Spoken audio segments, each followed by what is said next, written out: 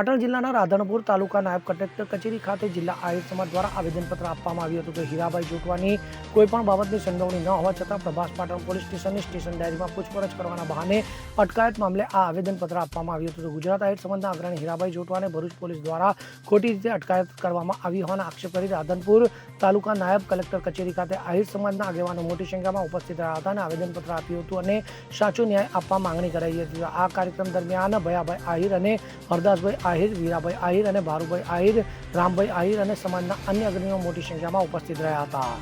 જિલ્લા આહિર સમાજ આજે રાધનપુર પ્રાંત કચેરીની અંદર આવેદનપત્ર આપ્યું છે.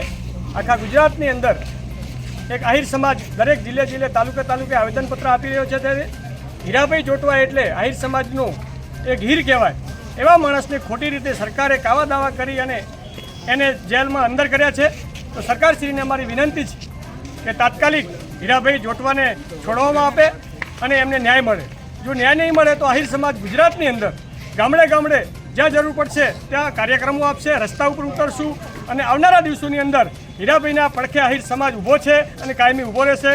જય હિન્દ, જય ભારત. શું નામ તમારું? હરદાસભાઈ અમદાભાઈ આહિર, વડિયાર આહિર સમાજ પ્રમુખ. વસંત કડિયા સાથે CN24 ન્યૂઝ પાટણ. હવે જુઓ દેશ દુનિયાની તમામ ખબરો તમારી આંગળીના ટેરવે. ઉઠાવો મોબાઈલ અને Google Play Store પરથી ડાઉનલોડ કરો અમારી CN24 ન્યૂઝ મોબાઈલ એપ.